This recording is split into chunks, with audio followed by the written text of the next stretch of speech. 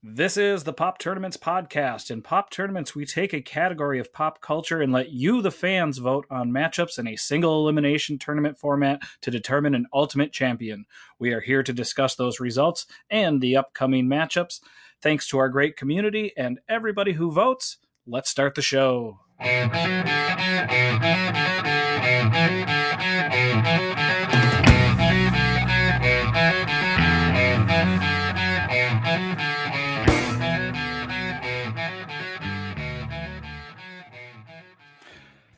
Hello, and welcome back to the Pop Tournaments podcast. It is January 11th, 2021. This is episode 30, the big 3-0, you guys. So excited. Wow. So excited to have you all back with us. We are located in deep right field of a Little League baseball game. And we are sponsored by the tiny dots on a basketball. Those are called pebbles. Yeah, they're called pebbles. Those little things on the basketball. Interesting. I am Jake Wicker. With us is Ryan Barrett. What's happening, everybody? Jennifer Schmidt. Hi, friends. And very special guest this week. We have Ben Quam. He is a beer guy, an MC, a writer, a music nerd, and a husband. Pretty good at most of those things, but really good at none of them.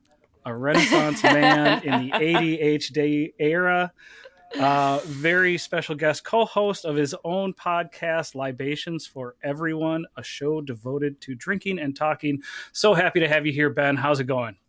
Well, you're appealing to my strong suits, apparently, because I'm drinking and we're going to be talking, so it works out well. We are so very excited to have you here. Are you excited to talk about some sports movies? This is the first time that I've been able to be in a podcast that I get to also participate in online, like clicking on all the different battles and whatnot. So this just feels like like I got let on to the team that I had on my fantasy football team. Like they're gonna let me play for a game. That's a great way of putting it. I love that. Well, we do, normally we kind of screw around here for a bit, but we have a lot of movies to get to. So I do want to get right to it. And then maybe if there's time, we'll screw around at the end. But the funny thing I did notice looking through all these movies we had is that 13 of them, or 36% of the entire tournament, is strictly from the 90s. And I know we're all 90s, era. Kids, and so this is definitely a good trip down memory lane with a lot of these movies and a lot of the stuff we grew up with. We kind of need that right now. So, but yeah, let's jump right back into where we left off, and we have Bend It Like Beckham from 2002 versus Slapshot from 1977. Slapshot is one of my all-time favorite movies. And I recently rewatched Bend It Like Beckham. I won't say too much on it, except because we'll get to another movie later. I felt like it was actually kind of a little more risque than I would have expected it to be, having not seen it in a while. But Ryan, thoughts here on either of these? Well, unfortunately, Slapshot is a blind spot for me. It's one that I started watching like when we first made this bracket, and I got through like the first 15 minutes or something, and I don't know what happened. I just had to quit midway. It's all good. And I was like, I'll pick this up later on. And then I think it was on like Stars or something. The next time I went to go try to watch it, it was not on Stars anymore. And now I had to pay $5 to watch it. So I'm going to eventually, but I have not done it yet. So unfortunately, I cannot speak on Slapshot. I know that it's, got a huge cult fan base. And I remember, going to Blockbuster Video. This is before I worked there, so this is probably like 95 or 96. This is before you were mocking all the Varsity Blues fans. Exactly.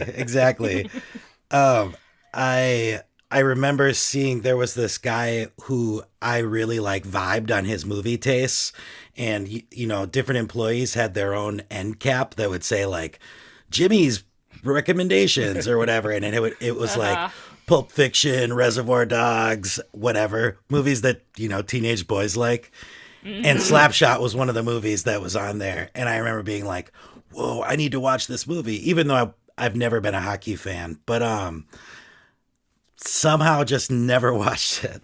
Yep. But enough Bend on It that Like movie you Beckham. haven't seen. Yeah, Bend It Like Beckham. I haven't seen in a while. This is probably the matchup I know the least about, so I'm not going to talk for too much longer. But Bend It Like Beckham, I've seen. It's been a while, but I think it's, really fun. I always enjoyed it. Young Keira Knightley, Yeah. great. Jen, it sounds like you have a lot to say, at least on that movie. Yeah, this will be a tense day in my household because I'd say Slapshot is my husband's favorite underdog in this tournament, and Bend It Like Beckham is my favorite underdog. Okay. For sure. I think Bend It Like Beckham is just so fresh, and it has that you talk about it being risque, and that's because it's British, and they just go out there a lot more. Everything British is 5 years more risque than anything I here. suppose.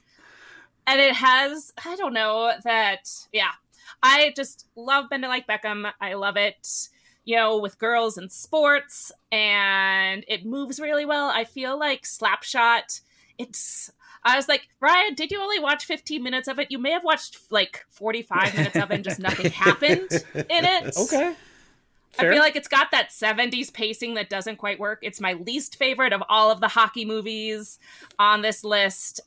I'm not a fan at all, clearly. And I love Bend It Like Beckham, and I hope it wins. I don't know if it will, but Ben, are you vote for Bend It Like Beckham. Are you a hockey guy, Ben? It's like middle of the pack for me. I enjoy playoff hockey a lot, and I enjoy watching my cousins and my friends' kids play youth hockey, but I've never gone a season where I really religiously followed any team, even my own. I went to 2 home games the last year the North Stars were here, and it burned me a little bit too much. But this is a really cool matchup for those two movies because they're both kind of ambassador movies. Because most of the rest of the country doesn't know a whole lot about hockey, period. And in the 70s, they sure as shit didn't know anything about hockey. And then really, Bend It Like Beckham is kind of at the birth of the modern U.S. soccer movement. And then culturally in their own rights, part of what I love about Slapshot that I didn't love when I was a kid that now I've fallen in love with is that 70s slow pacing, because I think it's a better story about how tough the 70s were for a lot of people in the U.S. With the Rust Belt evaporating and nobody knowing where jobs were going to come from, and money was tight everywhere, and gas was exploding in price. It's an interesting kind of window into a life that had already changed by the time I was sentient. And Bend It Like Beckham sits on the precipice of, what if women played sports and were good athletes like they have been throughout history, but oh my God, what if we acknowledged it? And that opened the door for a lot of other movies, not just in the sports world, but to say, oh yeah, we absolutely could bank on a story about sports that didn't require a kid to cross-dress. Yeah. I definitely agree. I like what you said with Slapshot and really about both these movies being kind of ambassadors. And I think with Slapshot, a lot of those side gags really get right at what hockey culture was like, especially 70s and 80s. I think, being in Minnesota, we're a lot closer to that and understanding what that kind of stuff is. And, I grew up in a hockey household, and all of that stuff rings so very true. The thing that was weird when I rewatched Bend It Like Beckham, she gets caught lying 5 times. That seems like an excessive amount in storytelling. Usually it's it's a first and a second time, and then the climax of the movie. 5 times, really? Should be an interesting matchup. And all alluding to another movie we'll talk about later, but it just felt like for a PG-13 Disney movie, there was a lot of unnecessary locker room shots in Bend It Like it just was weird. Again, I know they were older. There's bar scenes and whatnot, but it just felt awkward. Our next matchup, we have, from a few years ago, one of the big Oscar movies with 6 nominations, Moneyball from 2011, going up against Hoop Dreams from 94. Yeah. Two interesting, documentary versus based on a true story. Ryan, how you feeling? This one is kind of on the opposite end of the spectrum, where I have very strong feelings about both of these movies. I think I can't remember where I ranked it, but Moneyball is certainly among my favorite movies of the last decade. I think it's one of my favorite movies on this list, especially amongst like modern movies. If you take out the classics, your Raging Bulls and your Rockies and what have you. What have you? I think that is probably my favorite movie. I just think it's so well done and gives such a great insight into like the front office side of sports. And I just love the relationship between Jonah Hill and Brad Pitt, and the big kind of, they kind of take the montage to the next level with that whole winning streak. When they win 22 games in a row or whatever, and it's like a 15-minute montage or something. That's pretty incredible. I just think Moneyball's so great, and I've watched like bits and pieces every time. It's one of those movies where every time it's on TV or something, I'll watch it, and that, regardless of how corny the end of that movie is, with the daughter recording that song for him, I fucking bawl. Like it's definitely like hits me hard. And Billy Bean for the rest of his life gets to say Brad Pitt played me in a movie. Yeah, totally. Yeah. Yeah, like most people say, like, oh, like, who do you think would play you if there was a movie about you? Like, he's just like, oh, already happened, Brad Pitt. But Hoop Dreams is definitely one of the more like prestige-y films in this. I think if you were to ask like a film critics circle, that would probably be the number one ranked movie on this list. And with good reason. I mean, it's definitely kind of an old school documentary. It's not technically pre Michael Moore, but that's kind of how I split up documentaries, is like pre and post Michael Moore, where like they kind of became more entertainment and less educational. The Morrisons. And a lot more about the person. Like Michael Moore documentaries are about Michael Moore, and he's there the whole time, leading us through. And Hoop Dreams, we don't know about the filmmakers. We're watching what happens. Right. Yeah, it feels like a PBS documentary. I mean, it does. It is produced by PBS or KSTC or something, but it's it's a phenomenal movie. It has that kind of Boyhood angle where it like takes place over a long span of time. Yeah, you're watching these kids grow up. Exactly, yeah. And you see, especially when you rewatch it, you see them at the beginning of this whole story knowing what happens at the end, and how spoiler alert, disappointing everything turns out. Yeah, right. Yeah, it's over 20 years ago. I think we can not worry about the ending. It's not exactly The Sixth Sense. Right. But yeah, I mean, I love both movies. I'll probably be splitting my vote. This feels like it's going to be a close one, and I have a feeling that, at least when it comes to probably population of the group, which one they've seen more, it's probably going to lean a little bit more towards Moneyball. But who knows? Jenna, you got a strong horse in the race? Yeah, well, I'll definitely be voting for Hoop Dreams. I agree with Ryan that Moneyball is absolutely a movie that is great to watch anytime. And you could watch Moneyball a dozen times and it's still a good movie. Yeah. It's very enjoyable. It's really well acted. It's, its writing is a level above what you expect, I think, even from a well-done sports movie. It's really smart. It's great, and I enjoy it, and I would watch that again. I've seen it a bunch of times, and I'll see it a bunch of times more. Hoop Dreams, you really only want to watch that once. I feel like it's not a super enjoyable watch, but that's the movie that's like changed my worldview. Yeah.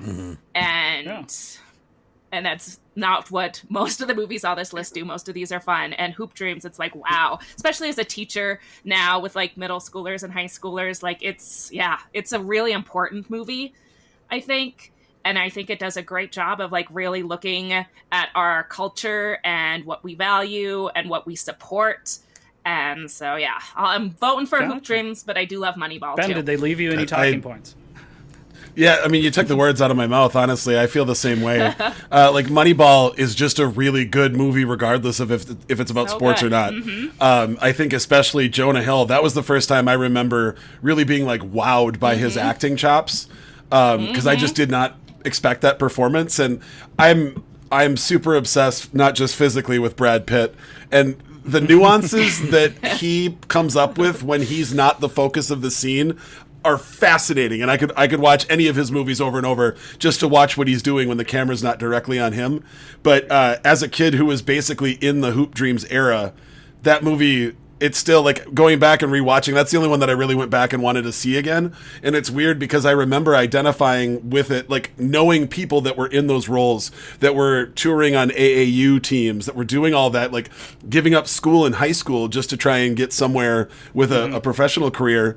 But now going back and watching it, all I can think of are my friends who are teachers, my friends who have kids that are trying to figure out what to do right now. And the concerns that hit me are so wildly different because now I'm like, who's actually looking out for the kids, you know? Right. Like, that's the stuff that I didn't want to pay attention to. I just wanted to see who's going to make it and, you know, all that. And now looking back on it, there's just so many times that this is just my opinion, but there's so many times that we just let kids down because we all get so excited about potential.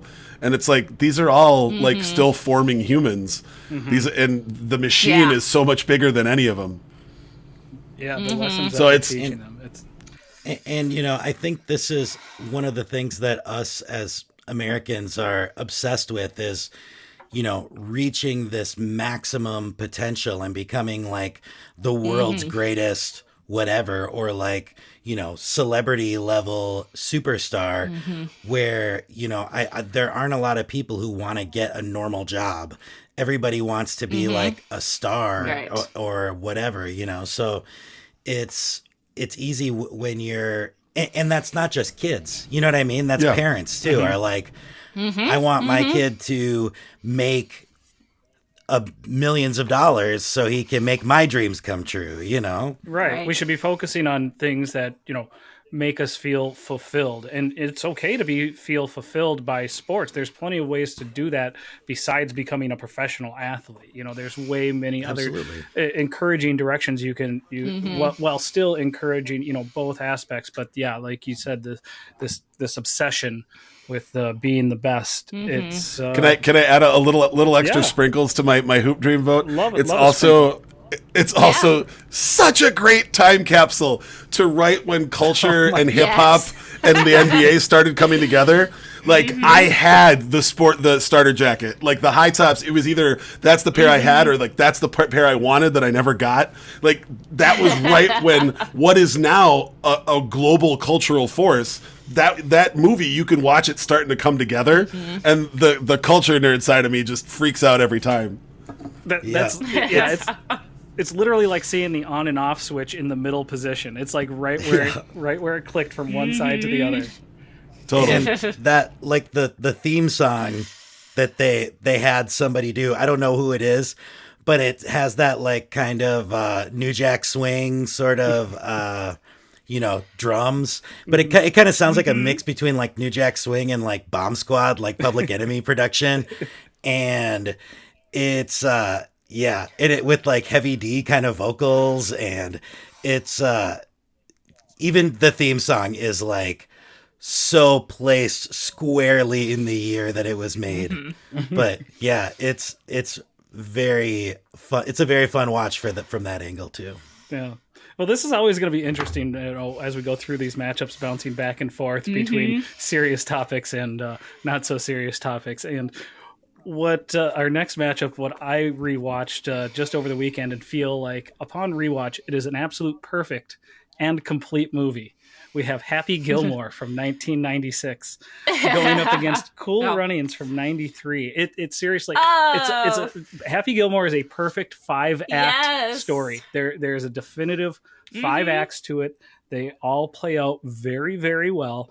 And trust me, I have that nostalgia for Cool Runnings. I remember seeing it twice in the theater.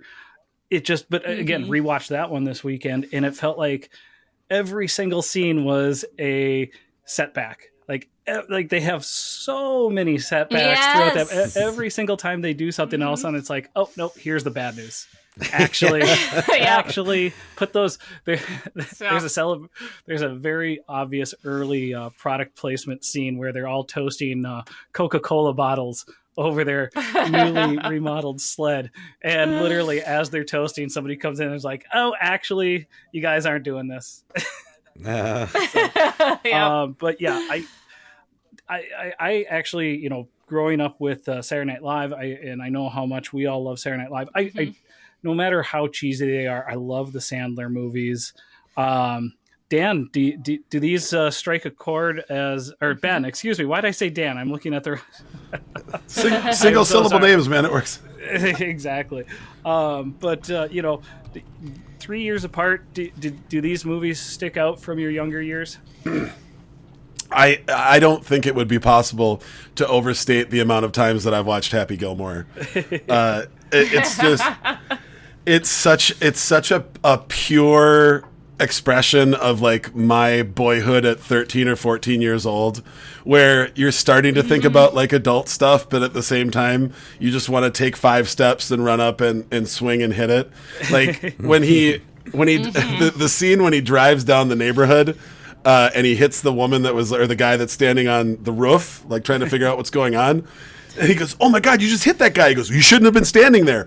I say he shouldn't have been standing there at least twice a week, every week. Because I don't know that there's many, simply on nostalgia, I don't know that anything would have been able to stand up to that for me, because I am still obsessed with that movie.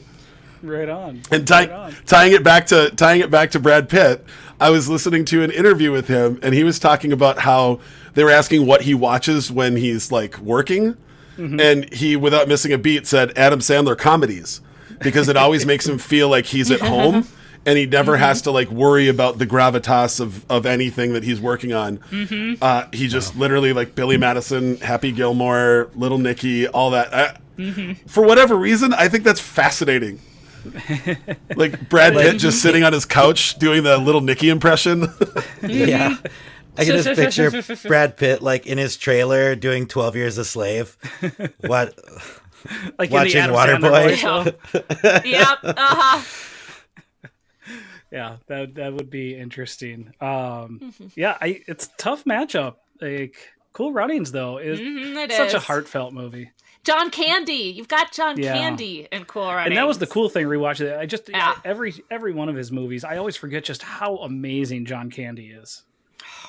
Big time. Yeah. He's one of those people, I think, that time has kind of discounted how hilarious he was and how great he was. Yeah. Like, I don't think this like newer generation like understands how amazing he was. And like, I mean, going back when you're watching, we've talked about it on this podcast before, like his performance in Home Alone, his performance in Little Shop of Horrors, like just these small roles that he just like steals the entire movie. He is special. And, this is obviously, he's got a bigger role in this, kind of a semi-dramatic role. But yeah, he's great. This is one that gets me to cry at the end. I still like, even I was literally looking at my phone, but I knew they were carrying the bobsled across the line. Oh my God, I know, it chokes me up too. Looking at it, they actually pushed it. Obviously taking some dramatic liberties here. But in real life, they pushed it across the line. That's okay. Those things are fucking heavy. So. Yeah. And they're walking on ice. Like, it is safer to push. It's funny how central he is to that movie being as wonderful as it is, though, because if you take his heart and sort of that anchor that holds the whole movie down, it gets really like farcical into almost like caricature and shtick. And I think if you don't have that John Candy role there cast with somebody like him who can be funny but also make you feel like your chest has a 1,000 bricks on it, that's the key to that movie. Because try and imagine some other people that were stars at that time in that role, and that movie gets a lot weirder and probably a little bit more racist. Yeah. Yeah. Yeah. Totally. So the next matchup after that, and this is what I was alluding to, we got Bring It On from 2000 versus Bull Durham of 1988. You would have thought a movie like Bring It On would have had the more lingering locker room. So they have the opening scene where she thinks she's topless, but after that, the dream it's a sequence. pretty tame movie. After that, not a great movie. A couple of really good acting performances. Very watchable movie. Watchable. Yeah, really watchable. But it's going to be tough going up against 1988's Bull Durham, which is a near perfect movie, and got best screenplay nomination for the Oscars. But Ryan, I know you really love Bull Durham. I just watched Bull Durham for the first time. I'm sad to say that that was my first time watching it. It but had eluded you. Literally from like moment one, I was like, I'm so fucking on board with this movie. I was sold, and like every line was just gold. Like the script is so great, and it's hilarious still, like totally holds up. Yeah. All the characters are so well drawn. I love that, Susan Sarandon's character has so much agency and power in that movie for a movie from the 80s. Like, that's just so awesome. It's like not, more or less, not problematic at all. And when you hold it up against Bring It On, which was made like, 12 years later. What, 2000s? Yeah. Yeah. And 2001. That movie like that. does not hold up well. I just watched that the other night, and like it looks incredibly dated. And I mean, it kind of just, it looks like a Nickelodeon commercial or something, like just the way it's shot. And especially her little brother is just like such a terrible, terrible character and actor. And like, although I thought that was one of the most honest part, like timely, like he was perfect 12, 13-year-old little brother in 2000. Like I suppose. He definitely had shades of a young Jake Wicker. But that movie definitely, I mean, I thought there were definite like racist tones with the way that the Clovers were represented, especially like the tough girl on the team. Yep. It's not, doesn't look great. And yeah, just kind of over. It's vaguely homophobic too. Tons of F words. Probably not even vaguely. Like it's it's tons of F words, tons of D words thrown around. A lot of like homophobic language, like heavy. So since we'll be moving on from that movie, I just do want to say Gabrielle Union was fantastic in it, though. Like she was, big time. Absolutely. And she still looks like she's the same age. She's so gorgeous. I love her, and yeah, she's good. Kirsten Dunst is a good actress, and I like this was kind of one of hers where she was kind of stepping in and leading them, and she does a great job. Like she really anchors that movie, and I don't think there's any time where I've really liked that movie, but I've seen it at least a dozen times. Like it's on TBS. I think it's still on TBS every other day. And you're just like, okay, I guess I'll watch this again. I have two more things to say, and then I promise I'll be done. One, searching for Bring It On my Apple TV, there's like 8 sequels to this movie, which is insane. And two, this is definitely, I mean, between Gabrielle Union and like Eliza Dushku on the Bring It On side, and then prime Kevin Costner on the Bull Durham side, this is a very sexy matchup. This is a very sexy matchup. Ben, quick before Ryan talks again. No, I was just gonna say, I can't slight Bring It On because Bring It On inspired the parody chunk of Not Another Teen Movie, and that always cracks me up. Yeah. I love the way that they roast it. But embarrassingly, my dad went full Kevin Costner after Bull Durham came out. Nice. In my dad's office, he had the poster with his whole speech about he believes in soft kisses in the small of the back and the hanging curveball, and like he had that poster Yeah. up, and then he went out and got the leather jacket that Crash wears in it. And I mean, for years, my dad would tell anybody that talked about Kevin Costner, he'd be like, "Take an average-looking guy with a weak chin, and all of a sudden he's a movie star. There's hope for me yet." And I mean, hundreds of times I had to listen to my dad say that. That movie I loved at the time, and that's just gotten better as I've gotten older. I just think to pull off a movie that's mildly progressive in the late 80s about a shitty minor league baseball team, and also leave it with heart, where when you think about the exhaustion that Crash Davis must have been feeling that season and all that, like it's incredibly heartfelt while it's also really vulgar and funny. Yeah. And I mean, Tim Robbins is fantastic too. You know, Yeah. Yeah, Really? yes. how, I mean, how many times did your dad make you dress up as Robert Wool for Halloween? I thankfully never had to do that, but I had a steady collection of I never asked for these Durham Bulls hats that my dad would always be like, "Ah, that one's looking a little rough. Better get you another one." I'm like, "Dad, I'm tired of explaining to like kids in high school that this is about a baseball movie from the '80s. Like, I'm sorry, this isn't." Oh, that's funny. That's too good. And nowadays, all those like weird jerseys, obscure jerseys like from movies those are all the rage and all the popular. Oh, and it would have been worth so Oh, much yeah, money if that I would just be would have kept them in super good hipster condition. Yeah, I love. And then Robert Wool later Arliss, and who doesn't love Arliss? Yep. Yep. Oh, he's so Yeah, good. I really think Bull Durham has a chance to go really, really far Yeah, I think so. I think that's like a in top this tournament. four. Yeah. Well, again, here. depending on how many people, Ryan, it eluded you for so many Yeah. years, and Yeah. not intentionally or anything, just slipped by you. I don't think it's going to be Bring It On.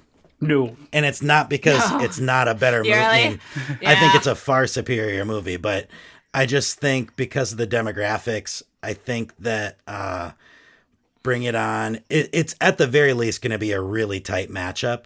And then to go on in the second round and have to go up against either Jerry Maguire or The Sandlot is a really tough matchup. We'll get down there and say. I will say one more thing about Bring It On. The thing I think that I always remember. So this came out my senior year of high school, and I remember my best friend Aaron coming to me and going, "Hey, we have to go see this movie." He was in love with like this movie. He spent probably 2.5 years talking about moving to San Diego strictly because of Bring It On. And The girls there are so hot. Yeah, I will always remind him. Yes. Of that. But yeah, jumping back over to the drama side, we have Creed from 2015 versus Breaking Away from 1979. Creed with the Oscar nom for Sylvester Stallone. Reinvented the character to get back on that Oscar train. But yeah, Ben, what do you think?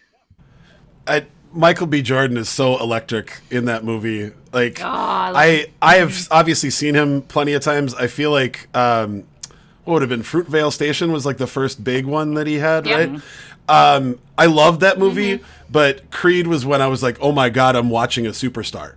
Like the charisma that he pulls off, and then Stallone's performance in that to sort of back away like a waning moon, where you're still drawn to it, even though the spotlight really isn't on him all that much.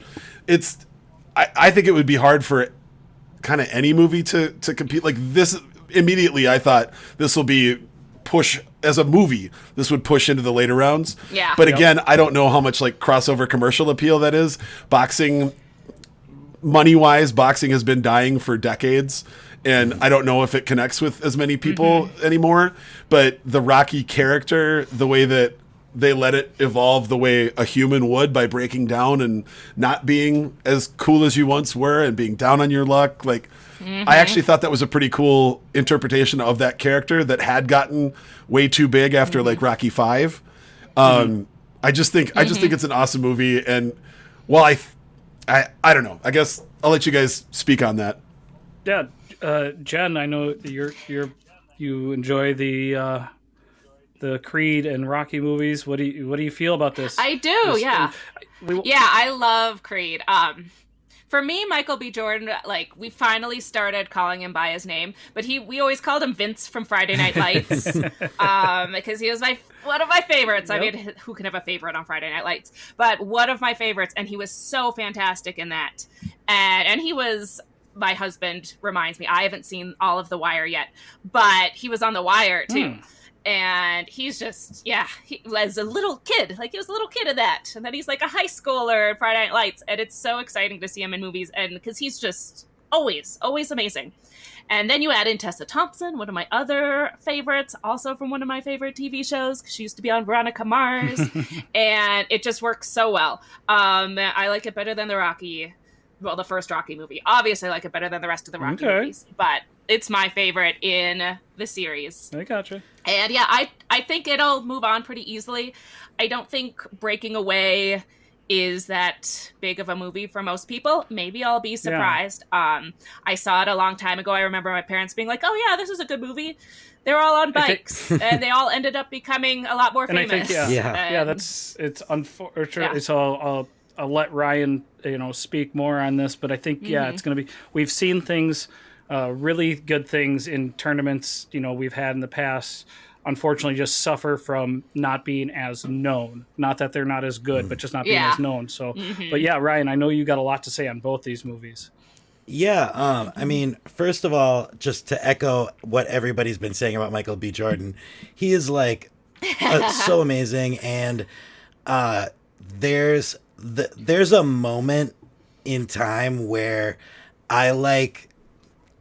he gave me like, I don't know how I'm trying to express like sexual feelings right now.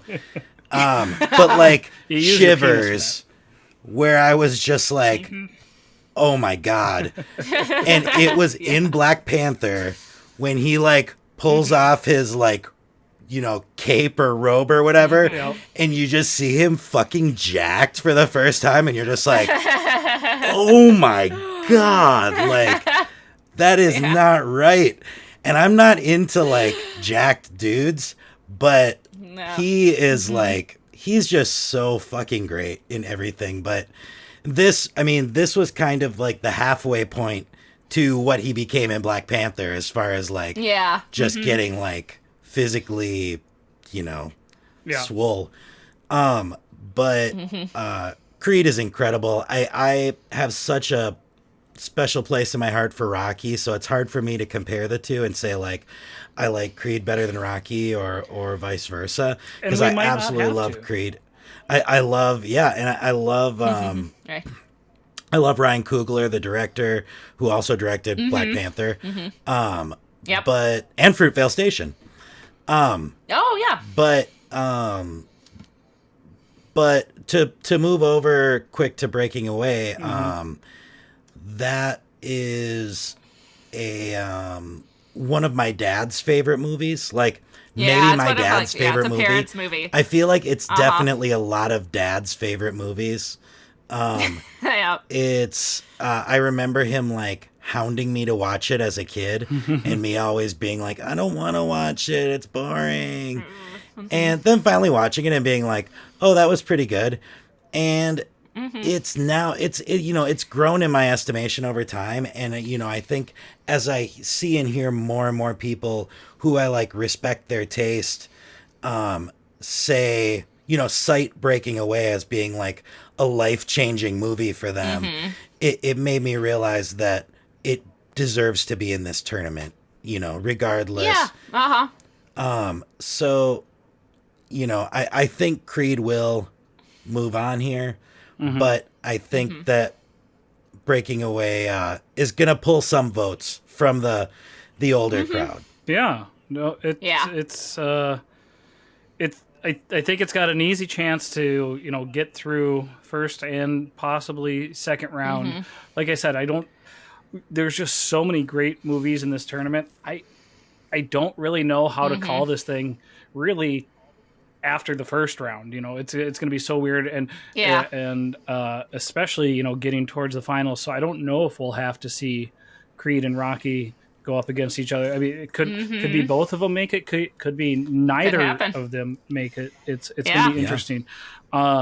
Jumping up to that other quadrant on the drama side, we have probably one of the most well-known and iconic, Rudy from '93, going up against Love and Basketball from 2000. Again, we're talking about all of these movies from between '90 and 2000, just dominating this bracket. Rudy, we definitely got. It's nice to see the Mandalorian in that, Johnny Favs. I mean, not the Mandalorian, but the guy who brings us the Mandalorian. And everybody's favorite Hobbit, Sean Astin, on one of his earlier incredible journeys. Vince Vaughn too, and Vince Vaughn, I was gonna say Vince Vaughn's working in the factory. Vince Vaughn is what, his brother, his buddy. I don't remember. I just know I feel like he's his buddy from like Townie buddy. I remember that both him and Jon Favreau are in it. Well, it's a prequel to Swingers. This was their exactly. This was their early contract. They had to be. They had to share, at least 20 minutes of a film split between them. But this is going to be, again, I think it's going to be a tough one, because I think we have a lot of people that maybe just too young for Rudy to have really been on their radar. But also right at that, right age for Love and Basketball to have really been a big part of their childhood. And then a lot of people, where Rudy is probably their most remembered movie. I don't, Ryan, what are you thinking?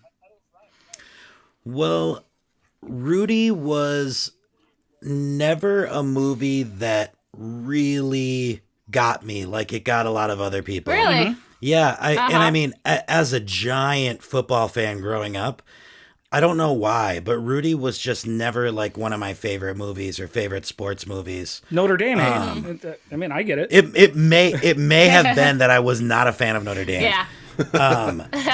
But yeah, I was just never into Rudy. I mean, I liked it fine. I think rewatching it again in later years, I was like, oh, that's, it's a pretty good movie, but I think it's kind of goes through all the normal sports movie beats. I don't think it's really anything exceptional.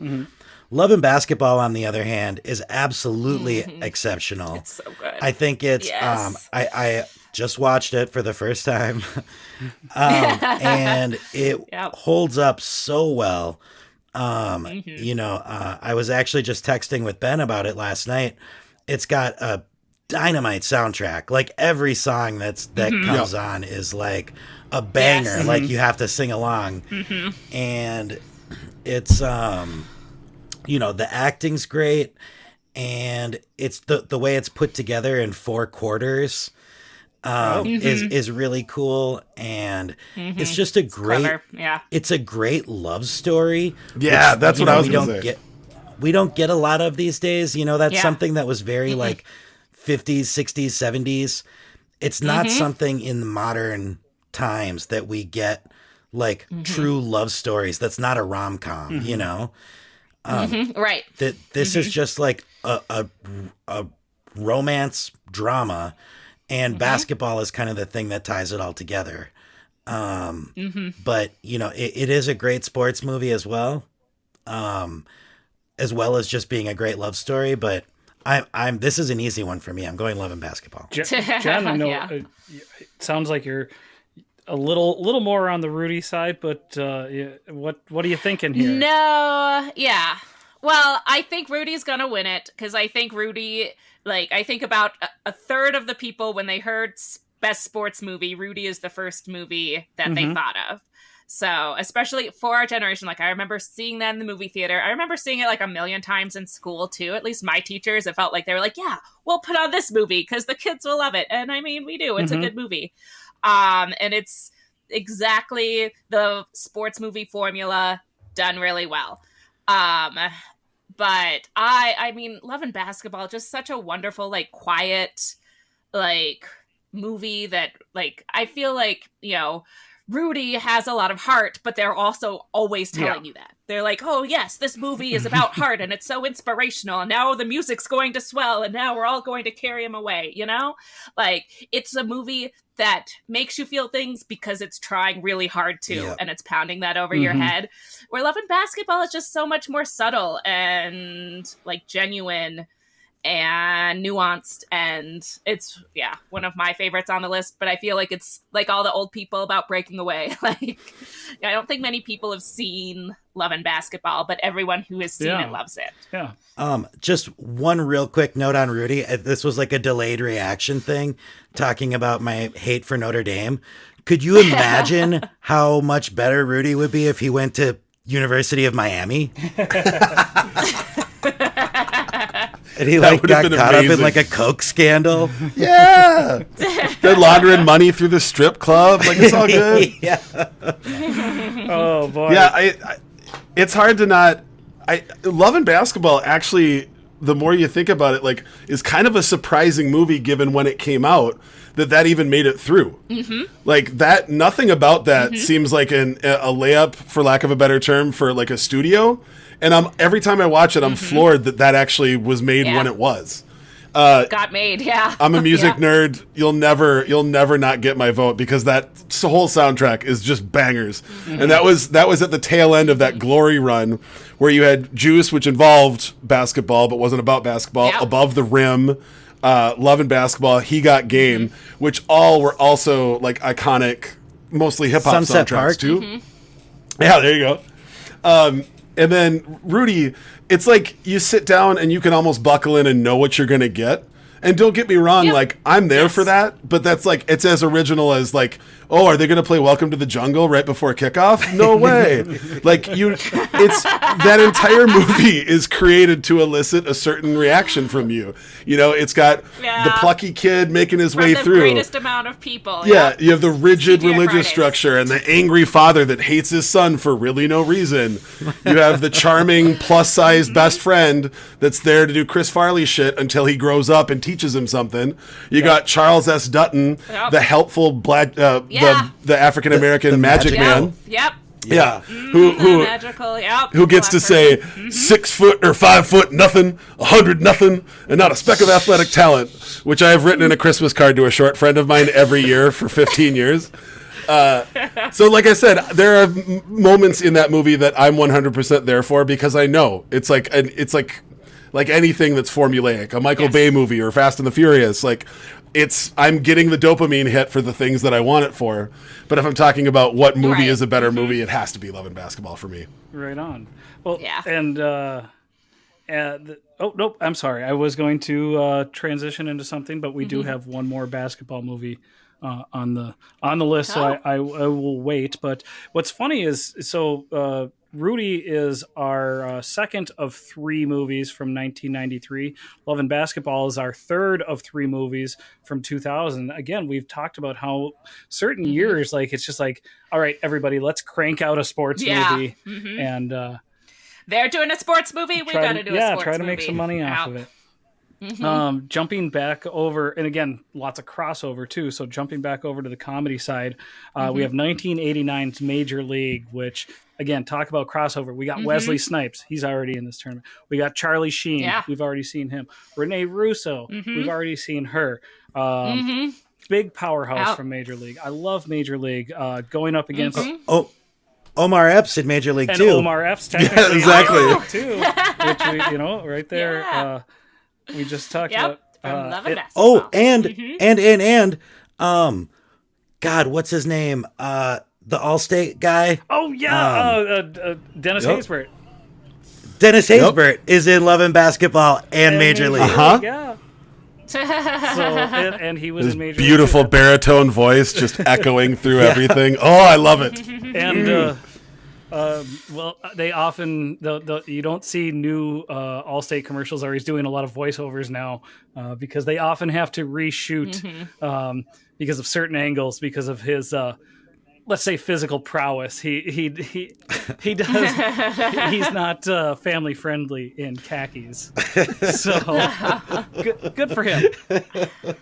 Well known Hollywood fact. But going up against 1992's The Cutting Edge again, 92 was a big year. Jen, what these movies are close together. What do you think here?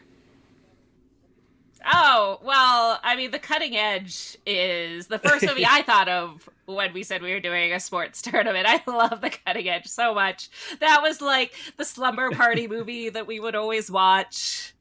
And it totally holds up. Steve and I just watched it a couple years ago, and it's great. So 100% Cutting Edge. I always love Olympics movies anyways, and that one, it's corny, but it's so much fun. I love it. And Major League, like, I really enjoyed Major League. Like, I feel like it was one of the most, like, risque movies I was allowed to watch when I was little. So I really liked that. Now I like it a lot better when it's Ted Lasso. Like, I feel like they're kind of There like is a the same big plot, scenario. and I love Ted Lasso so much more. Yes. So yeah, I feel like Major League, maybe it won't be as good when I revisit it. I haven't watched it in a long time, but I mean, my mind's made up anyways. It's Cutting Edge because that's one of my favorites. Ben, what do you think here? Man, it's so tough because the both of those were so integral to like my teenage years. Like, I think we quoted both of those. Like, you could still say Topic to any one of my friends from that group, and everybody would get it. Or every now and then, you'll see a cocktail menu pop up somewhere in the Twin Cities, and there'll be a Pomchenkov twist, and you're like, okay, well, I know roughly how old somebody was when they were working there. But again, Major League, I've probably watched 100 times. We used to, my cousins were all in the last game. They were all at, because it was filmed, they actually filmed some live stuff at an Indians game where they get crowd stuff. And so my cousins would always rub it into me, and we'd pause it and try and see if we could see them in the crowd. Like, it's blurring and whatever. But there's so goddamn many one-liners in that movie. Like, everybody is basically doing an improv shtick turned to 10, and then they just put them all into the same loose story, and it just kind of works. But, I mean, every person in their role shines. Corbin Burnson could not be better, and I hate Corbin Burnson, but he plays the exact reason why I hate him. So it's like, you know, it's like, a great ensemble. What I love, I really love, and what I hate, I really hate, and I got to give him credit for it. Yeah. It is. Go ahead, Ryan, real quick. Sorry. Sorry. So two things.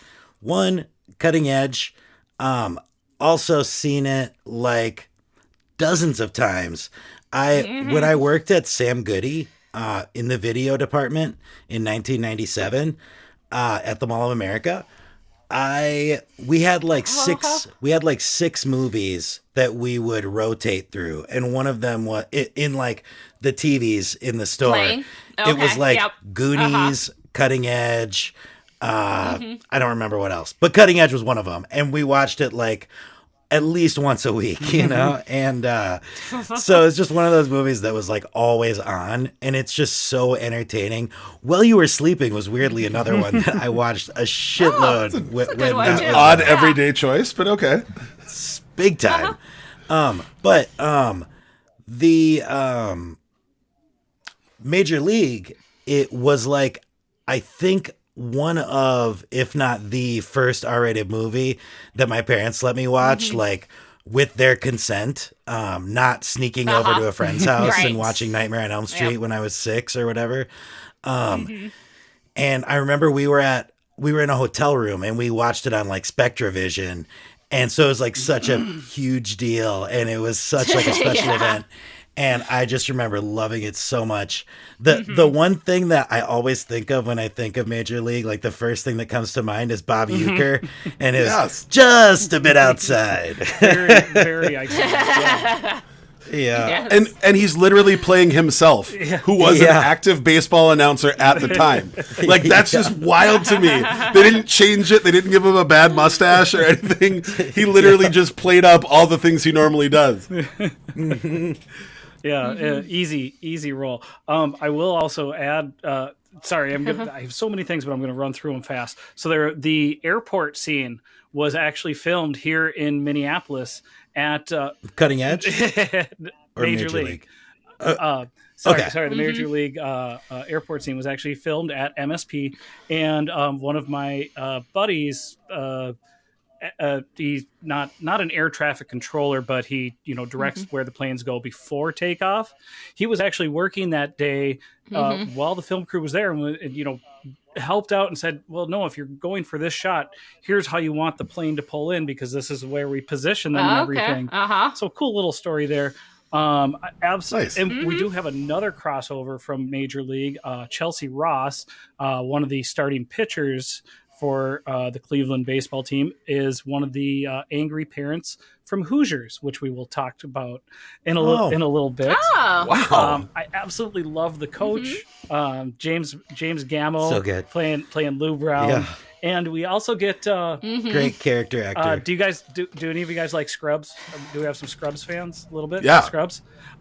Neil Flynn, the janitor from Scrubs, is one of the he's one of the guys, fans that they constantly show making comments throughout the season. Yep. So nice little early cameo there. Yeah. Couple or just last matchup in our comedy side, we've got Jerry Maguire from '96 coming in strong with its 5 Oscar nominations, going up against the Americana nostalgia of The Sandlot from 1993. Again, 90s just dominating. I will quick say, and I'm going to let you guys talk about this matchup, about The Sandlot. 2 quick things. The narrator, main character, he says, got ourselves into the biggest pickle of our lives way too many times in that movie. He says it the exact same way, like 7 times in the movie, and it just is super annoying.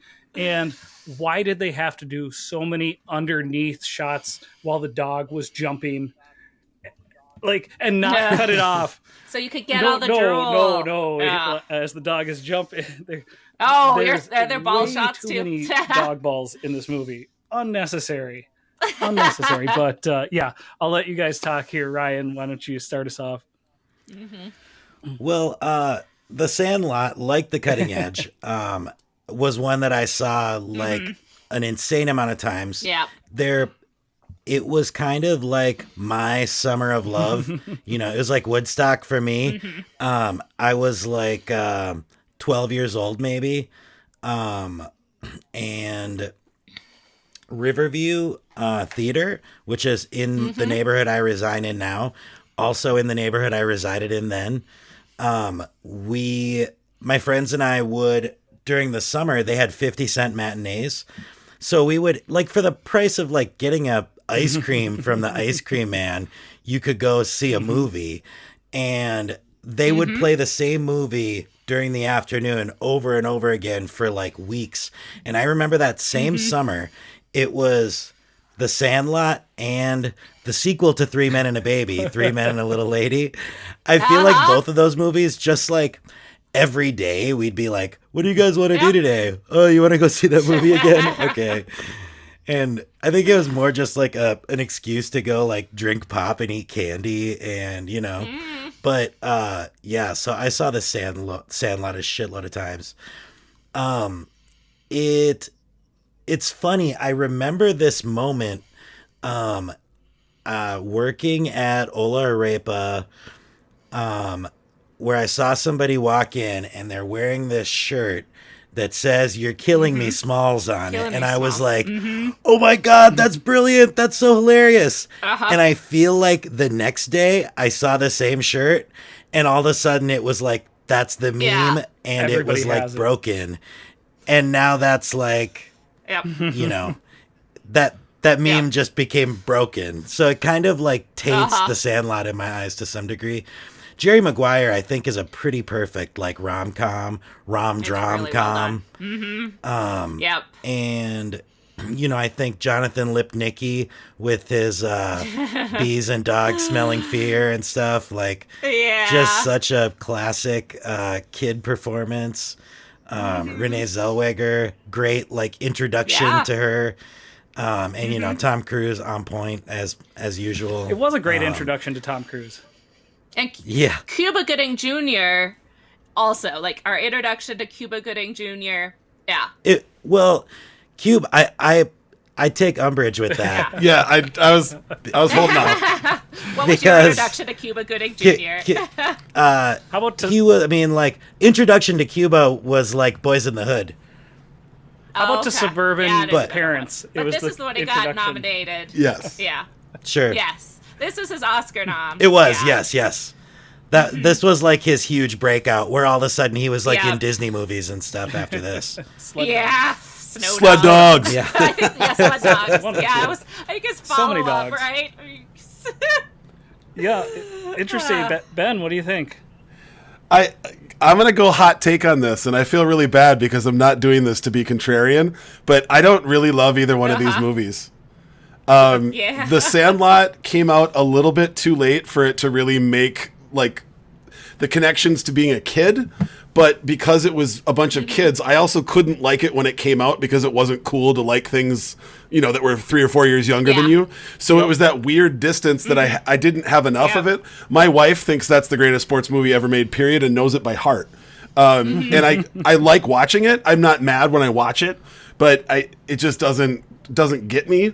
And I really hate saying this. Jerry Maguire is everything I don't like about all of those people doing it over and over.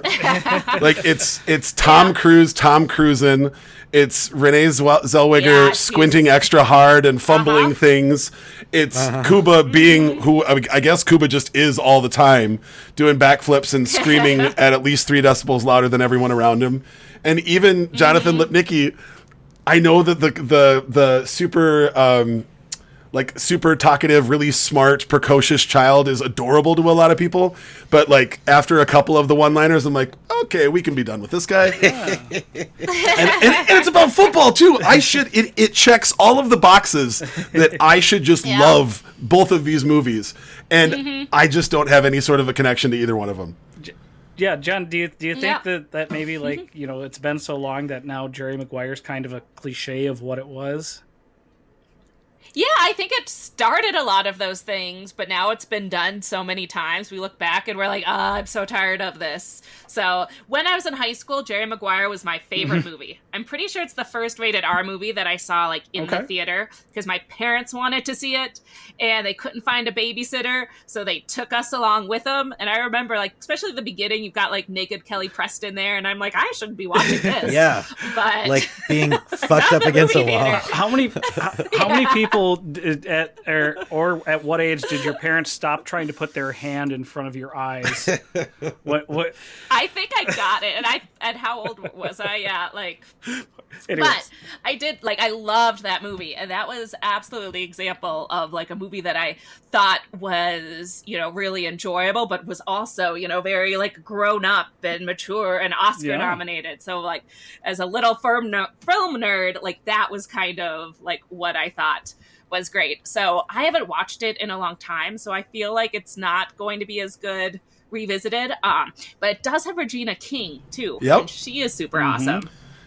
So I like it for that. The Sandlot I have never liked. I remember seeing that movie in the movie theater and thinking it was really dumb and boring. But my brother and my husband are both huge Sandlot fans.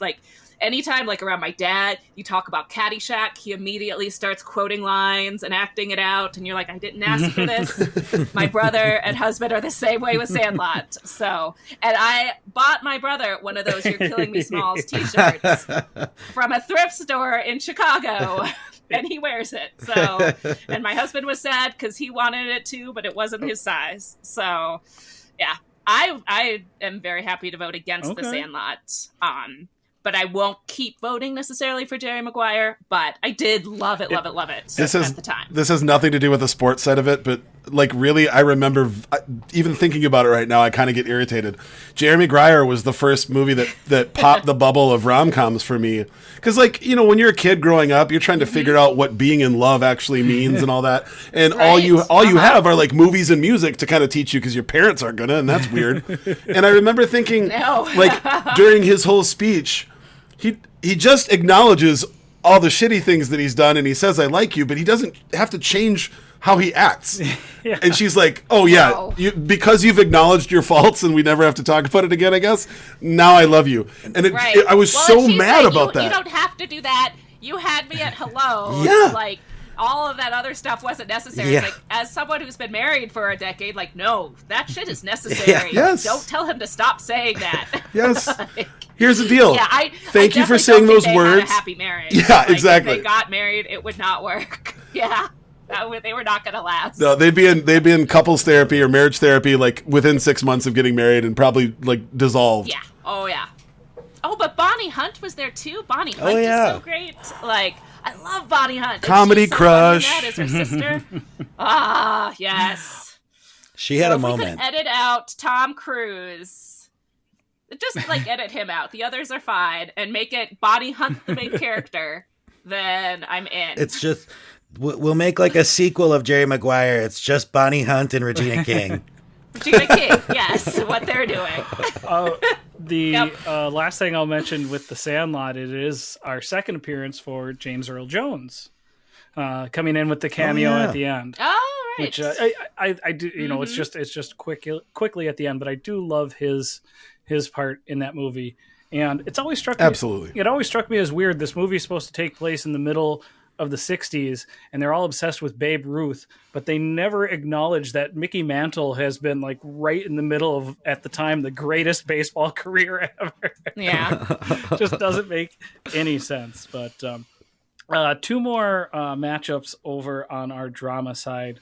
From 1986, another, I think, favorite in this tournament, Hoosiers, going up against The Wrestler from 2008. Had its own 2 Oscar noms. Both really, really great movies that kind of get more inside. They're not necessarily just about the sport. You know, we're doing sports movies, but they really get inside. I love both these movies. I know, Ben, I don't know with you, but I know Ryan and I really grew up with professional wrestling, and really enjoyed just the goofiness of the characters. So I really loved the way that movie turned out. But I just rewatched Hoosiers over the weekend, and man, how does it hold up? It actually holds up really, really great. I don't know what. So you haven't seen it in a while, Jen, but do you remember liking it? I haven't. I loved it. And it's another one I think like a lot of people thought of when we announced sports movies brackets. Like, it's a classic sports movie. I've been a little bit afraid to revisit it because it is one that I love. And then I'm like, is this movie racist now? Like, how has this aged? So especially, I mean, it takes place in Indiana. It doesn't really ever come up, even when, you know. Yeah, I mean, they get so it's one of those actually nice things, you know. Obviously, so when they get to the championship match, we're not spoiling anything. The team they're facing is a city team, so definitely, you know, they come from a small, you know, white farm town, but they don't even confront it. It's not nobody says anything. Good, it's a fantastic movie. Good, awesome. I'm excited to watch it again because that's one. I really enjoy it. The Wrestler is one of those movies that I respect, but I do not like and will stay far away from ever again. I sat through it because it was, you know, an Oscar nominated movie, and I see all of them. And Mickey Rourke, right? And won Best Actor for it. Yeah. Did he win? But like we said before, I don't like nominated. movies about people. Nominated. What? That's okay. Yeah. Nominated, he didn't win? Okay. Yeah. I don't like movies where people are hitting each other the whole time. Unless it's Michael B. Jordan is there, then I'm way more in. That's kind of my only exception. It's brutal to watch, which is the point. But no, thank you. I'm good. I saw it the one time. I recognize that is an amazing acting performance and that it's a very well done movie. But no, thank you. Ben, it sounds like you got a lot. Oh, I love both of these movies so much. Like these are just two of my favorite movies, period. If I could vote for both, I 100% would. I've cried at both of these movies. I think that The Wrestler is beautiful and iconic in that it really gave people a window into what that life is really like. Something that most sports movies always gloss over. The absolutely brutal toll that it takes on people physically and mentally. And Mickey Rourke, I don't know how much of that was actually just how his life is versus him imagining being a wrestler. Right. But either way, the gravitas that he brought to that role, like by the end of that movie, I felt like I had grown up with him as my favorite wrestler and was now watching where his life was like. And then if you look at the cottage industry of documentaries that have come out in real life now about people like Razor Ramon, Scott Hall, or Jake the Snake, or Andre the Giant, like it opened the door for a lot of these documentaries and to be made and a lot of these people's stories to be told before they died. I also should acknowledge I have a massive crush on Marissa Tomei, and she's wonderful, of course. Yes. But Hoosiers, man, it hits me on so many different levels. Like, it's such a weirdly quiet movie for as big as the story is and the way they hype it up and everything. Like it really is an interesting character study. And as somebody who grew up with an alcoholic father, Dennis Hopper's character, like it hits me in all of the feels every time. Like all of those scenes where Gene Hackman is like, if you could just get past this, you could be so great, and that he just constantly chooses not to, is it hits really close to home. And the fact that he portrayed it that realistically, and that relationship with Gene Hackman and Dennis Hopper, it's that, like, if it came on right now, by the end of it, I'd probably be crying again. Oh yeah, like it's so real to me. Yeah. And then on top of it, Jimmy Chitwood going to Jimmy Chitwood, learning to shoot on an apple crate taped to some wood. Like, come on, man! I'll make it. I love that when he just says, "Coach, I'll make it." Yep. Like, doesn't get a cool monologue. Doesn't like get the girls at the end. Like, he's just gonna do his thing, and that's why I think it's perfect, Jen. That's why it's not. It does hold up. We don't have any of that problem stuff. Awesome! Ryan, yay! I feel like you're gonna be torn here. Yeah. I am a little bit. Yeah. You know, I think I'm leaning Hoosiers because that is definitely like you guys were saying with some of these other ones, you know, your Rockies, your Rudies, whatever. This is certainly one of the movies where, like, when we said, let's do sports movies, it was like, okay, so Hoosiers and what else? You know, like... Yeah, probably some others. Gene Hackman from, like, you know, 72 to, like, 88 was, like, one of the great American actors.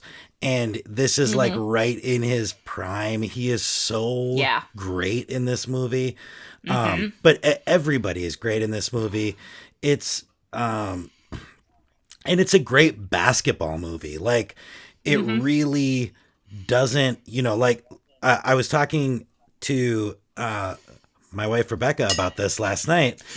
When we were watching Love and Basketball, you know, there's a moment in that in the movie where the one of the leads, their big like glory moment is they take a charge, and everybody's like, "Yeah, we did it! You won the game for us!" And I'm like, "That's so awesome!" Because most basketball movies are like, everybody's always taking the shot. It's not about the pass or the defense. And Hoosiers is about all that. It's about the fundamentals. It reminds me of, you know, when they have Ollie taking the free throws, and he's doing the granny shot. He's doing the granny. Yeah.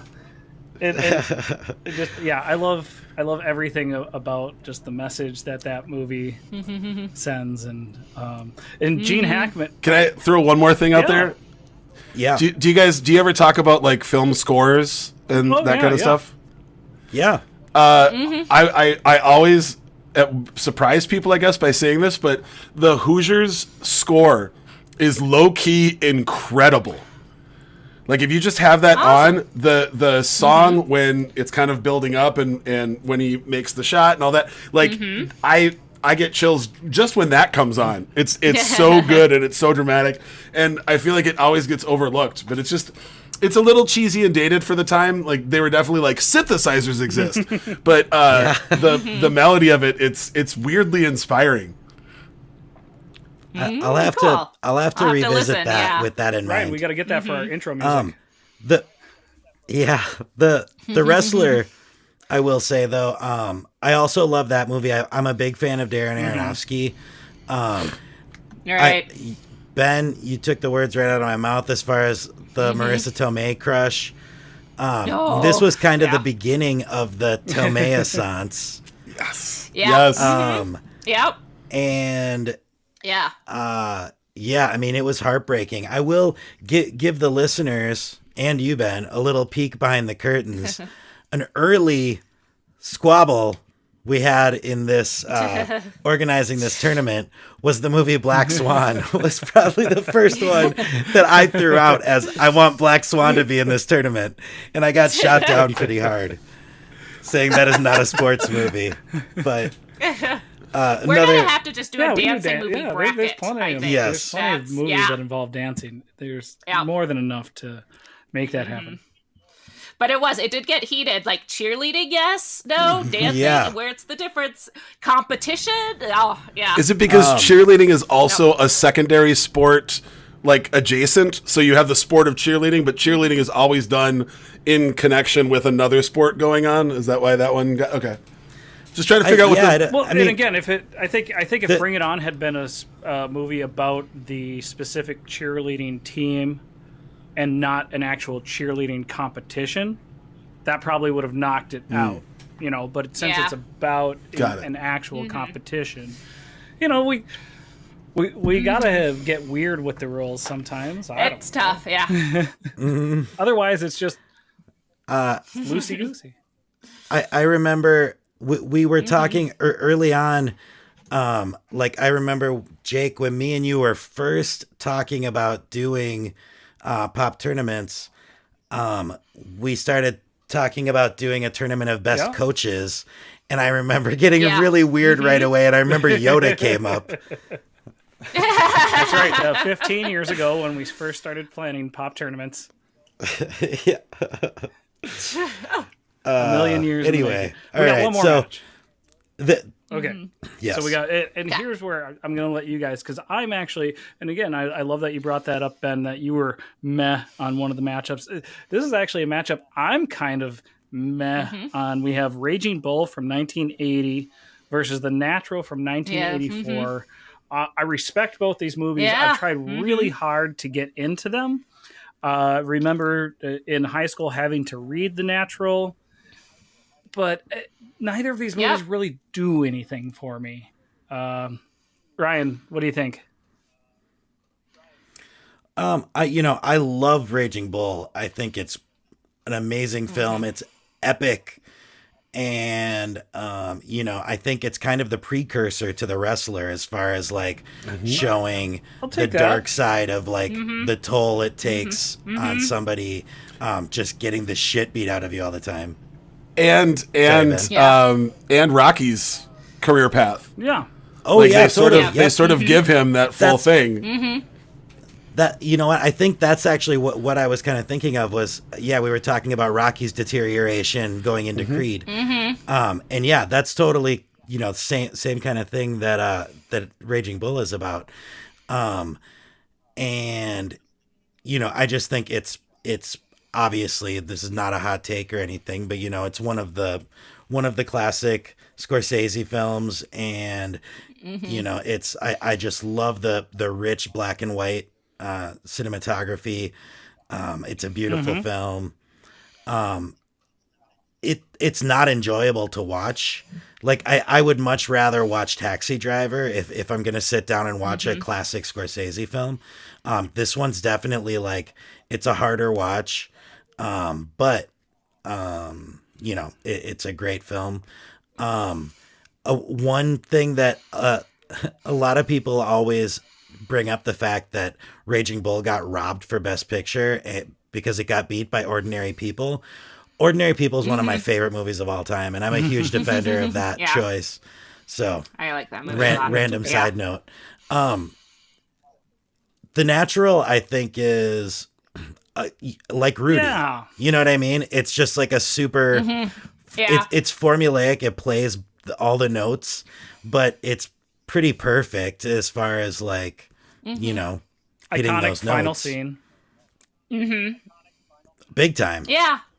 It's good. The book was a lot more nuanced of The Natural than the movie was. I feel like The Natural's kind of on here because it is like a well-known one. And a lot of our like older Pop-Tarts will have really like fond feelings about it. I think like this generation though, like a lot of people if like haven't seen it or probably even haven't even heard of it. It's not a super well-known Robert Redford movie. And Raging Bull, even if people haven't heard of it, know that it's a really important movie. So I feel like in that way, Raging Bull is held up a lot more.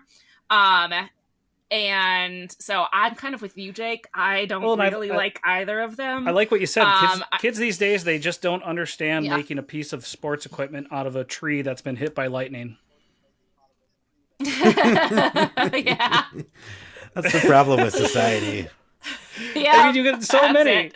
You can make a Damn bat, millennials. a hockey stick, a golf club. Just because a tree gets hit. But it has to be hit by lightning first. That's the key. Yeah. It gives it the magic. Ben, what do you think? So it's so funny because it's the exact same reasoning that I would say about Rudy or even Sandlot, but I was that age and I was that young for The Natural, and that movie that was I will never forget that song, the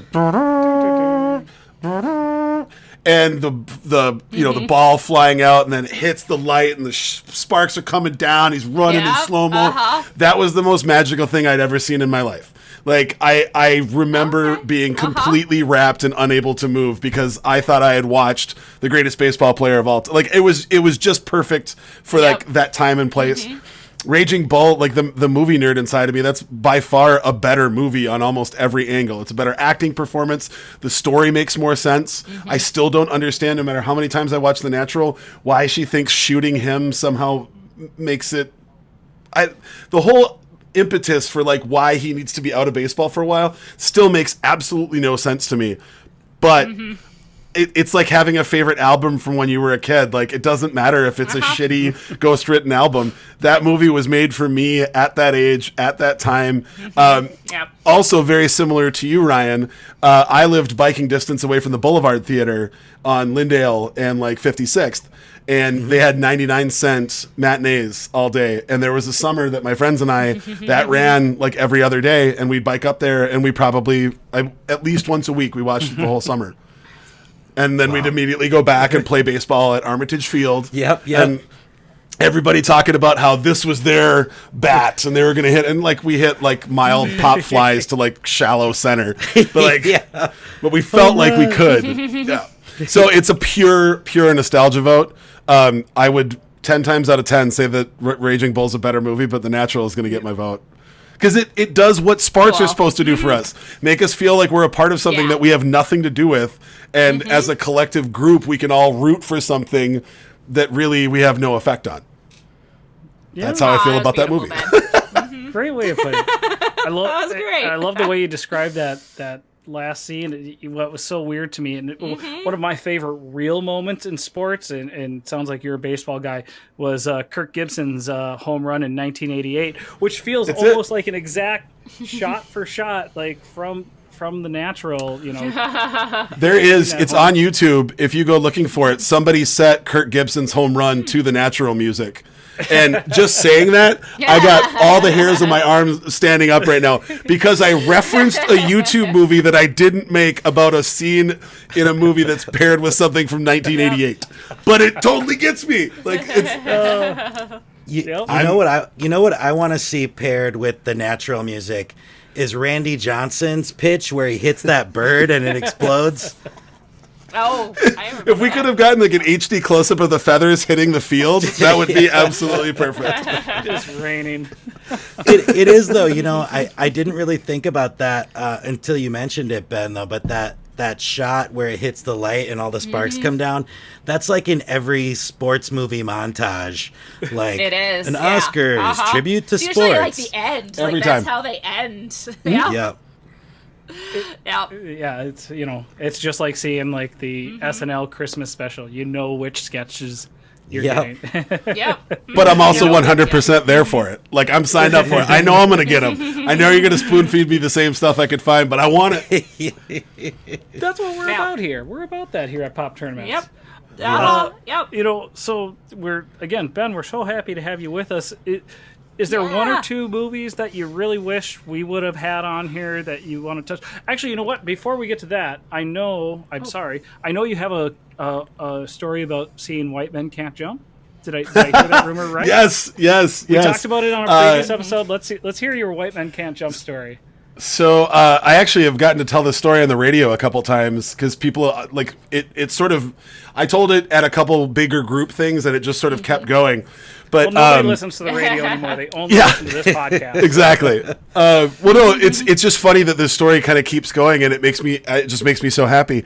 Downtown Minneapolis in the late '80s, early '90s had an arcade called Pop's Arcade and a movie theater called the Skyway, and we would take the bus from our houses downtown, play video games for a while, and then we would go see a movie. And White Men Can't Jump was playing, and we were all, if I remember right, we were all in 6th grade. So it's, I mean, just wild thinking that like 4 6th graders were taking the bus downtown and like playing video games at an arcade with no cell phones or directions home or any other money. And we went over to go try and see White Men Can't Jump because it looked awesome. And they were like, it's an R-rated movie, no can do. So we're like, shit. So we went wandering around and we literally found a guy experiencing homelessness in downtown, and we said, would you buy us tickets to this movie? And he goes, can I keep the change? We're like, absolutely. So we figured out real quick that he would be getting like $15, and it was worth it for all of us to go see an R-rated movie without parents. So he walks up, buys the tickets, turns around, gives them to us, and the guy decided apparently that day he was going to really enforce the rules. And he goes, these are all your children? And without missing a beat, he turns around and he goes, hell yeah, I love me some white woman. You got a problem with that? And the guy just stared at him. He goes, no. And then that dude said, all right, crack, I'll see you later, walked away, and then the 4 of us went in. I had never seen a movie downtown. I had never seen an R-rated movie downtown, and I had never seen an R-rated movie without my parents in a theater. It was packed. And I would give anything. The first time I told this story on stage, I offered $100 if anybody could find this guy. So we walked in and we're all just like, oh my God, like we're breaking the law. They could arrest us for this. And we sat down and everybody's just like, be cool, don't be noticed. We all had our starter jackets on and we were just like, and this guy walks in and he yells at the top of his lungs, D-Ray's in the motherfucking house. And without missing a beat again, this giant soda goes flying, hits him in the side of the head, explodes all over his coat, and he turns around and screams, my mama bought me this coat, she gonna kill me, and then ran out. And then the movie started. And we were like, what world are we in right now? Like, none of this is even anything we've seen or experienced before. Watched the movie, cried, bus home, and all of our parents were waiting for us. Everybody got grounded. But every time to this day that I see White Men Can't Jump, I feel like it's like liberation. Like, hell yeah, I'm going to watch it again, and you can't stop me, Mom. But as we were talking about, Ryan, that movie also kind of holds up pretty well. Yeah. Big time. It should have every red flag possible, but it has an incredibly diverse cast. It passes the Bechdel test. All the female characters in it are incredibly intelligent and have a huge part in how the plot goes. And everyone really kind of works together. The only in-joke is that everybody discounts Woody Harrelson because he's white. I think we can go ahead and take that lump. Not that I'm speaking for all white people, but I'm going to go ahead and say we can have a few of those movies and we'll be all right. Yeah. And that's part of the scam. Like, that's the whole thing. Like, even though it is the one thing, like, it's part of the plot. Like that's what the movie's about. Yeah, it's Very. about taking advantage of misconceptions and them hustling. So. Yep. Fuck, that's an amazing story, man. Yeah. It was like every now and then I'll run into one of the guys. We're not really tight anymore because I moved away for high school and everybody went over and did their own things. But one of the guys is a pilot for Delta. And when I used to work at the airport, we'd run into each other every now and then. And anytime he was with anybody, that story came up. He'd be like, dude, you remember the white man can't jump story? This guy was there for it. And then we'd always high five. Oh, that is amazing. I'm so glad we got to hear that. That's so great. Real quick, Yeah. though, I'm really curious before we sign off. Are there a couple movies that you you think What are yours? should have been on the list or that Well, you wish were see, on now the I feel like I wish I could look at like a more comprehensive one again. Was oh my God, the Al Pacino, The Sharks. No, Any not Given on the Sunday. list. Okay, so Oh, yep. That was on. Yeah, we talked about that one. there is a portion of that movie that I love because they decided to go full video game with everything, and I also kind of love that because if you go back and watch Any Given Sunday, all of the bullshit, insane marketing stuff that they're doing is exactly what the NFL is actually doing now.